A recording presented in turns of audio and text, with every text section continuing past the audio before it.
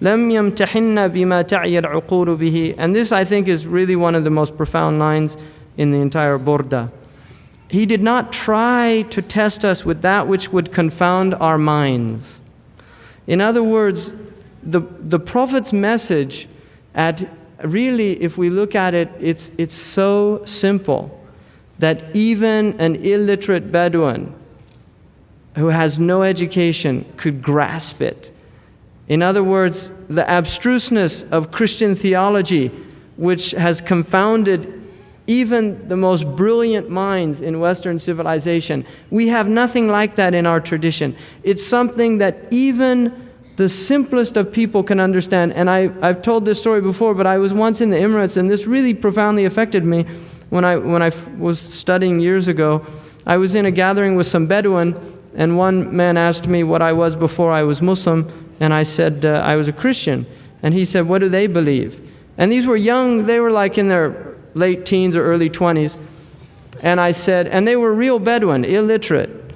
And I said, and they had their camel sticks with them. And I said, well, I was taught that Jesus was the Son of God. And one of the young men said, well, that makes sense because he didn't have a father. And the other one took his stick and he hit him, and he said, لم يلد ولم يولد. And I just said, subhanallah, you know, ikhlas turns a simple desert Arab into a theologian. Really, if you think of the profoundness of that reality, just knowing ikhlas. And another story that's a true story, a great Sheikh who lives in Medina, Sheikh Muhammad Mamoon, he's a Sharif, a Sayyid.